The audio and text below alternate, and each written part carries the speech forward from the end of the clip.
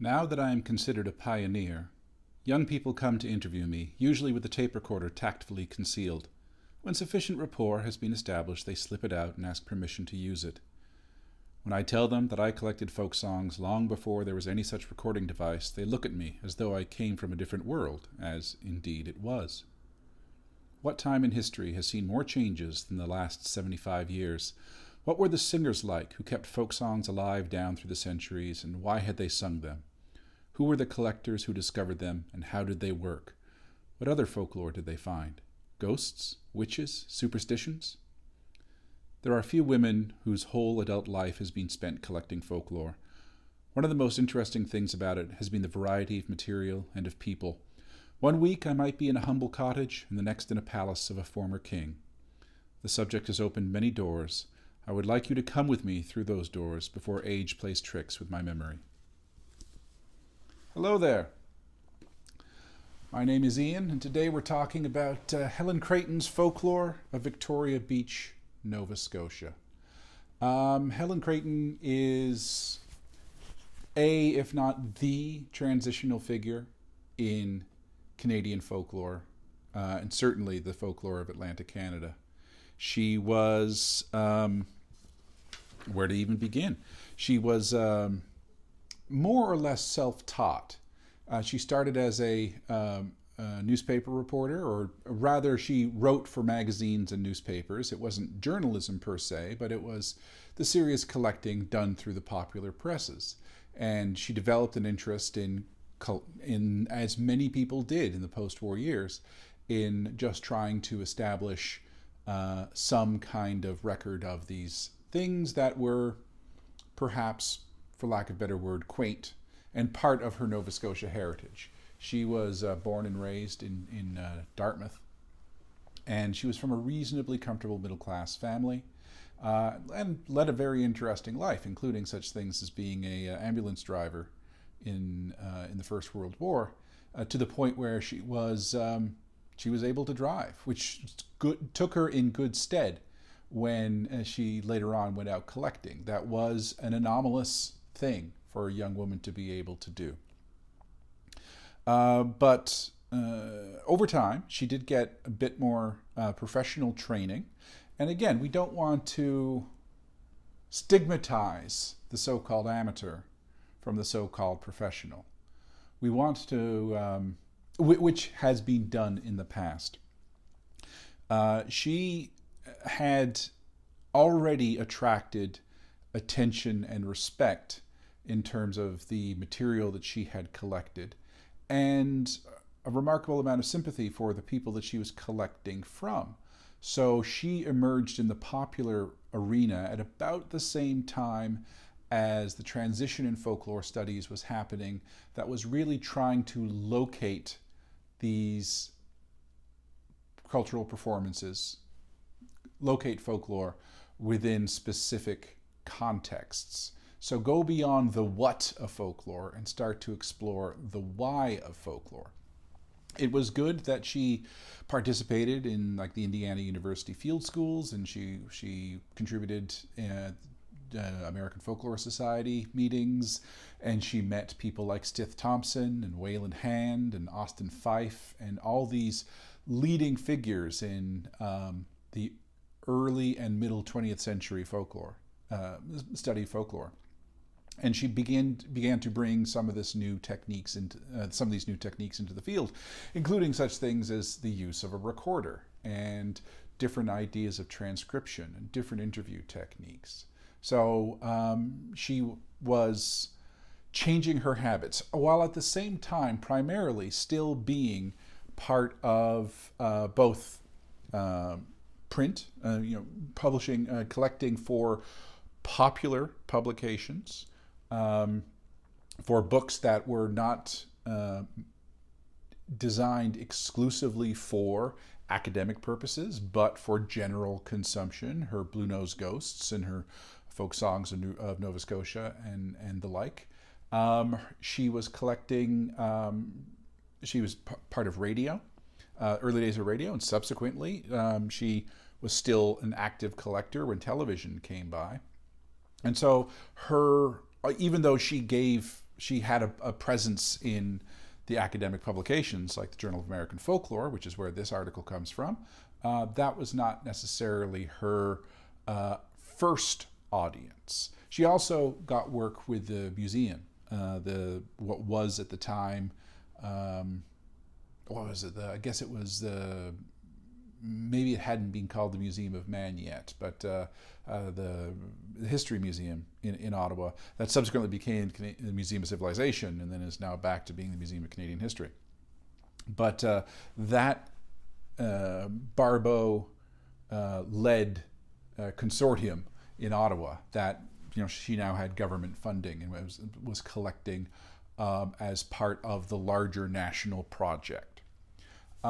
People have criticized her, I think, not wholly illegitimately, but with a certain amount of perhaps grievance politics thrown in, because she, perhaps to a certain extent, she was a bit of a romantic and a bit of a nationalist, and she tended to collect those things that fit most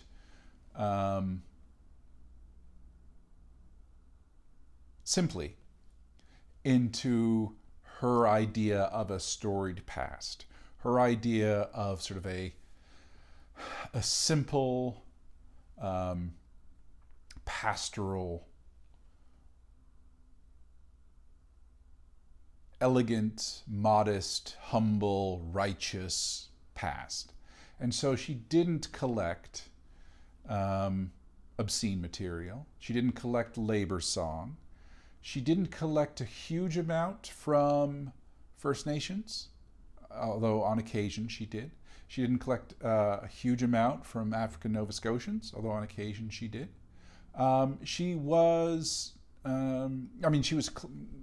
positively, she was clear to identify that there were groups that understood themselves as culturally English, culturally Scottish, culturally Irish, culturally German, and yet she was much more interested in them as Nova Scotians.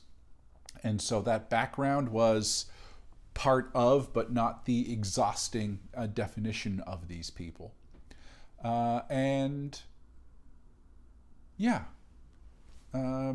She made this stuff popular, and she drew attention to it through through her presence in the popular press. She was one of the most famous, and perhaps you can make an argument still to this day, the most famous Canadian folklorist. And there is this legacy that should be considered and honored and valued. So the thing that going back to that distinction between the professional and the amateur, for one thing, it's very difficult to describe her as amateur by any stretch of the imagination.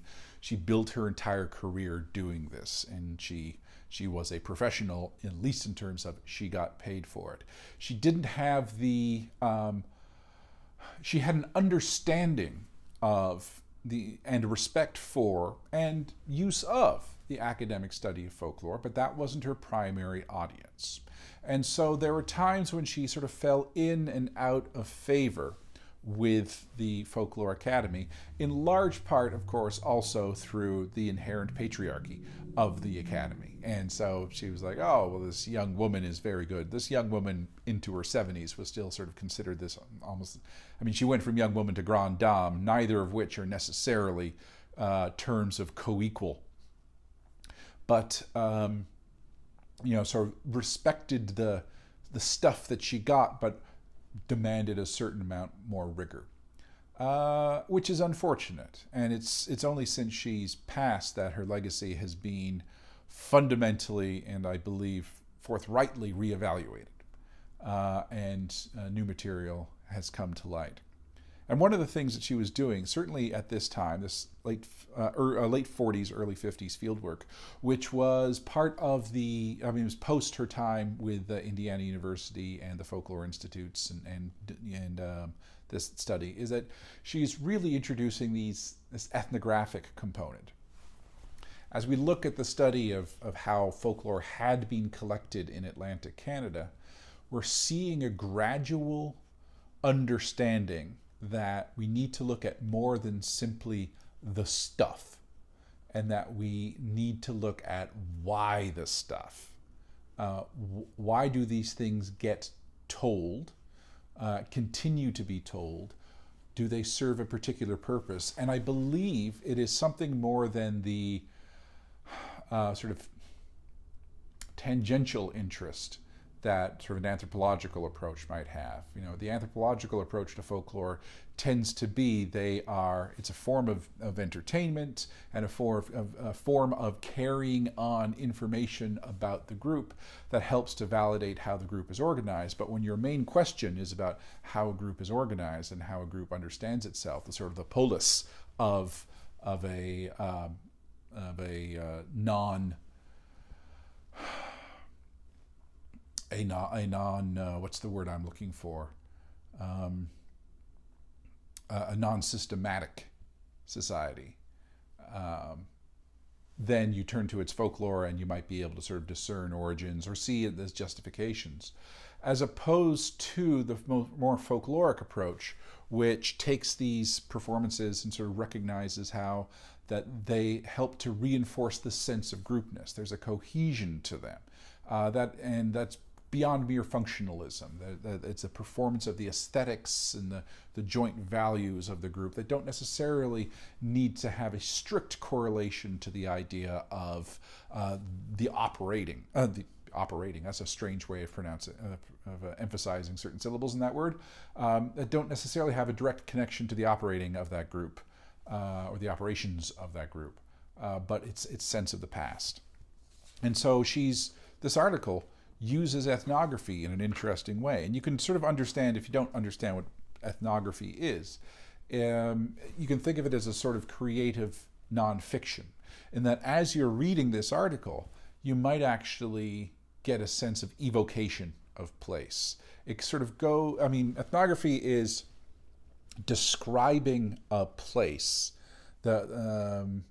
describing a context that is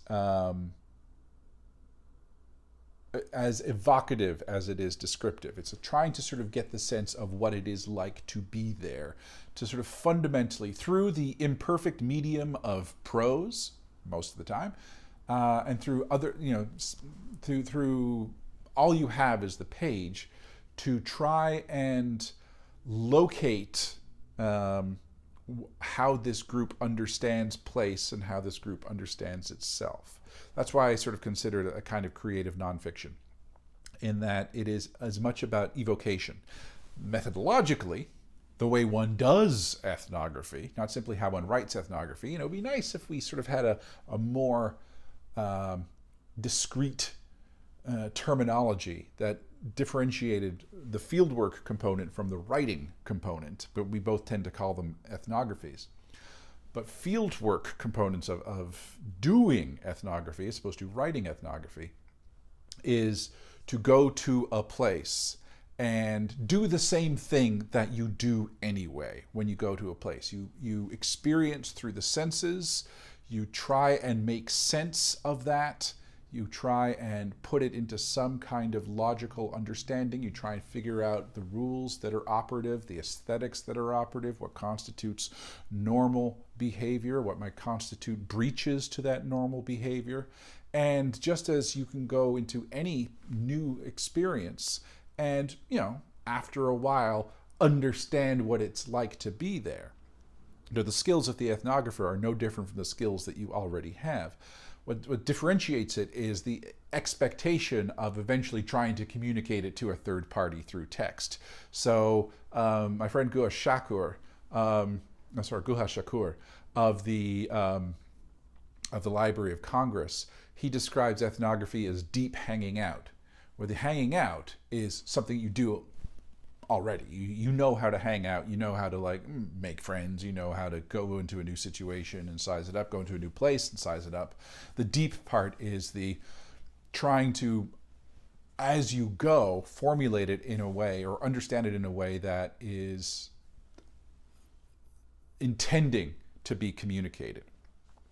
So that was sort of the ethnographic turn in folklore, and that's when she's starting to do. So as you're reading this, you probably get these wonderful evocations of place. and that they're fundamentally some kind of storytelling. So, like on her section on unlashing the longboat, it begins. There are two elderly men summering at the beach this year, who are respectively a fisherman farmer and a sailmaker. They are having the time of their lives fishing as the spirit moves them, and regaling one another and their friends with yarns.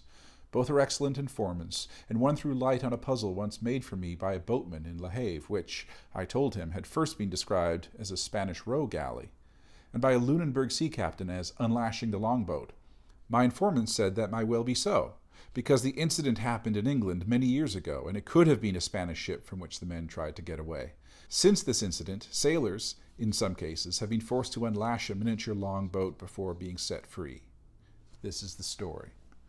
That is much more than, here are these two men, here are their stories. And she's evoking place. And the place she's evoking is Victoria Beach, which is on the, it's not too far from Annapolis Royal, and it is on the Bay of Fundy. It's in Digby Gap in particular.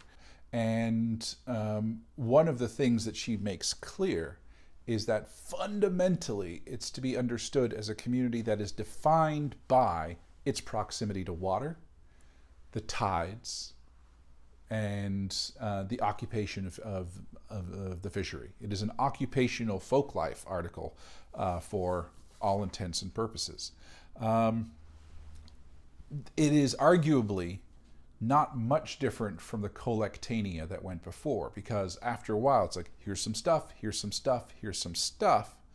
But rather than letting the stuff merely speak for itself as if it can, she takes great pains to locate it within the consciousness of the group, within place, within the ethos of the group, and again, to a certain amount within its history, of the ethnic history of the people who are there. Although it's not a homogenous group, it is an assembly of English and Scottish and Irish and German and Loyalist. But it is a place of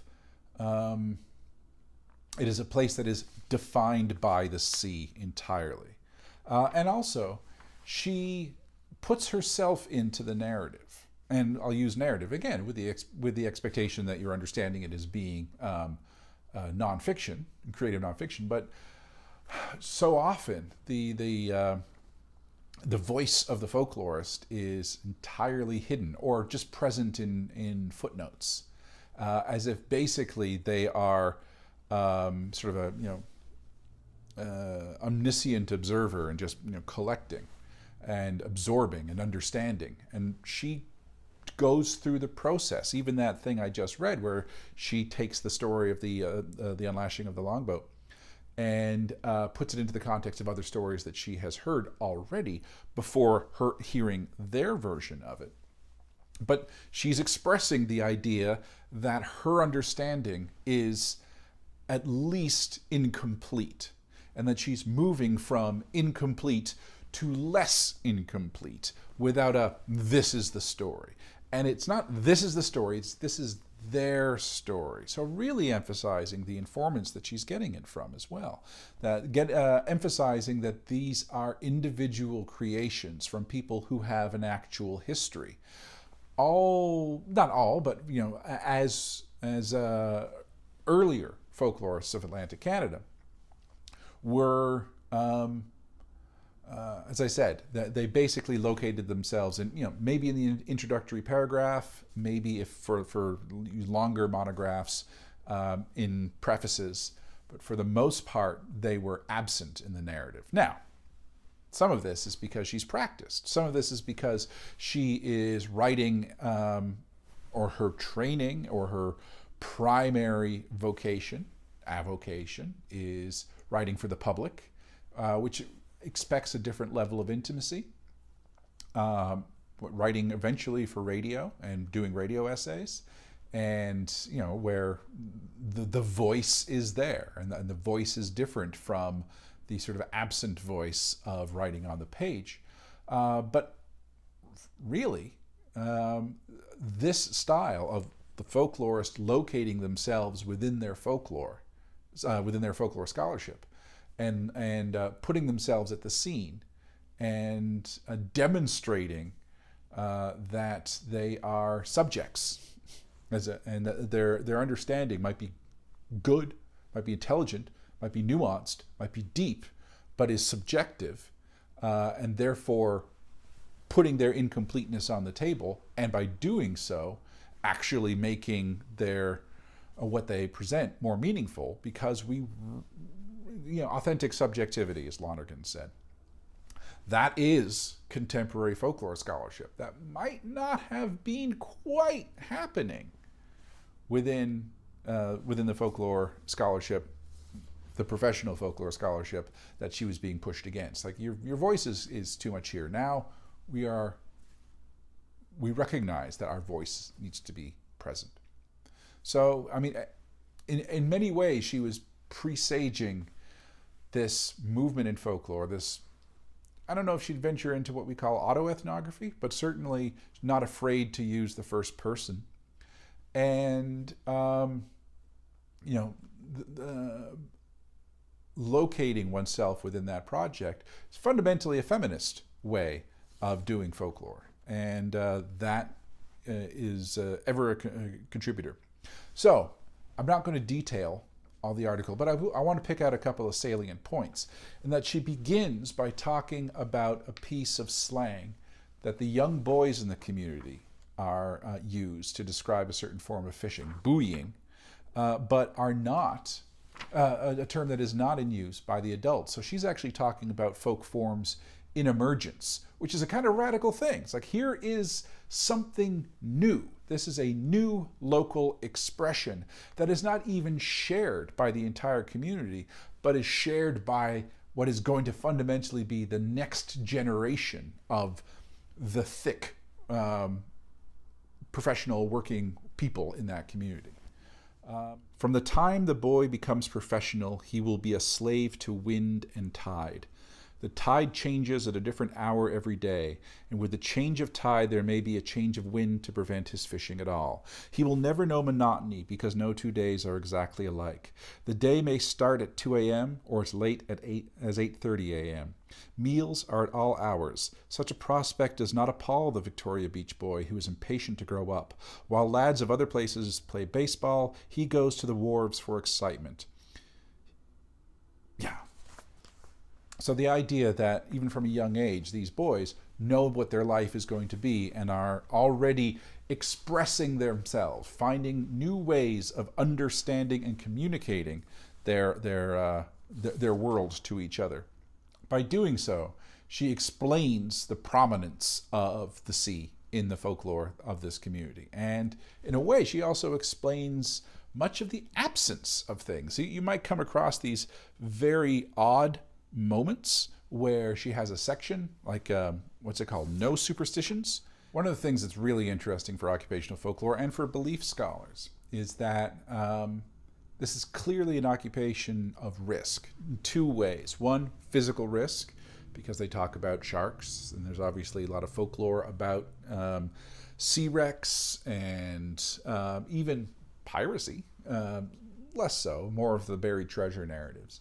But the fundamental dangers that are associated with being on a boat, and the other risk, the economic risk of something that is even the most experienced fisherman might still have a bad catch.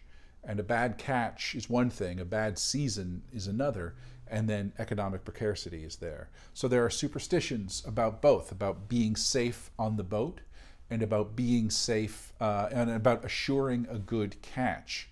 And there's also, a technical understanding about the water and sort of, she doesn't go into it much, but what comprises a particular boat is usually associated with a particular family's stake. What is their area and how do they understand the various claims to be made on different parts of the water, which is part of much fisherman lore, if not necessarily done in creative expressions. Although there's some wonderful projects about about the various names that one gives landscape in order to navigate. All the folklore of this community, even among the women, the people who are not living life on the sea, they are all invested in this.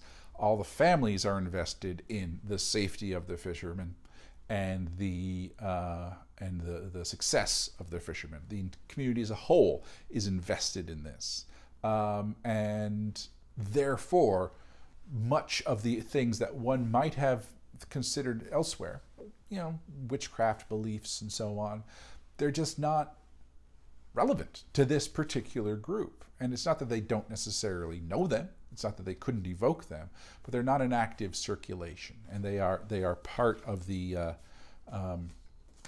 part and parcel of the. They might form part of a passive repertoire, but aren't necessarily in the active repertoire. And again, I won't bore you too much. One of the interesting things, one more point, is she identifies, she made her biggest name as a folk song collector, basically either doing ghost stories, like as in Blue Nose Ghosts, and or folk songs, and popularizing folk song. And she even says here that there aren't a huge amount of folk songs kicking around. There aren't that many in active repertoire. We are much too late in collecting old songs, for the best have long since been forgotten. Only snatches remain today. The only song that was generally recalled was Corbett's Barkentine, and that was remembered because it was dealt with a trip by an Annapolis ship which carried local men as crew. No one person knew the whole song, and I had to make many visits before it was all put together. This, I believe, is the complete text. So even for her song, she has a composite version. She also includes a melody, which had been done by this point, but one of the first times that a melody of Atlantic Canadian folk song was included in Journal of American Folklore. Greenleaf and Mansfield and Carpelli's work had melodies associated with some of their texts, but she considered this relevant, and the editors of the Journal of American Folklore considered it relevant as well.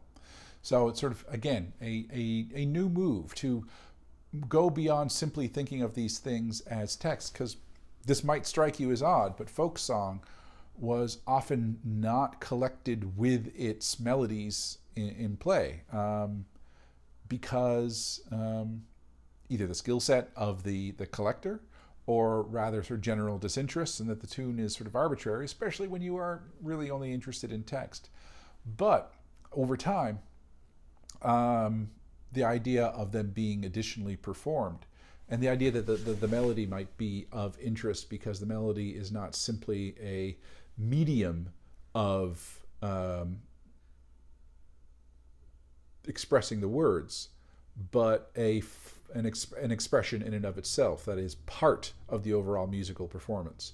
We recognize this because we have an understanding of what a song is, and yet nevertheless it was something that was seemingly absent from folklore studies. So Creighton becomes this wonderful moment in that she was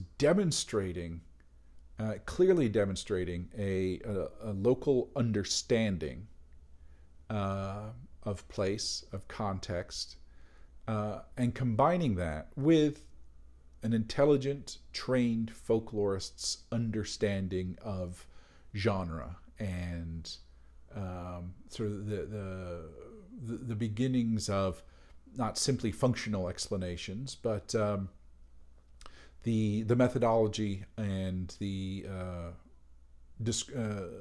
moves beyond description of folkloric forms. She understood the motif index. She was looking to put these into context.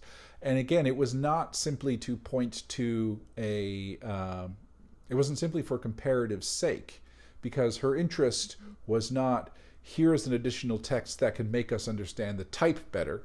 It was, this type, our understanding of the type, might make me understand this thing better. And it was that the beginning of sort of the reciprocity between type and version. It's like, okay, we know what this is. Now, how is it manifested here? And so it's just this cusp of a turning point. And why Creighton is such an important figure, because she understood the local culture and she understood the general dynamics of folklore. And she just made these wonderful contributions. And therefore, why she should not be called Canada's First Lady of Folklore, I have no reason. Yes, that was Helen Creighton's Folklore, just to get the title entirely correct, Folklore of Victoria Beach, Nova Scotia. As ever, my friends, I wish you nothing but the best, and I hope you are well. Bye-bye.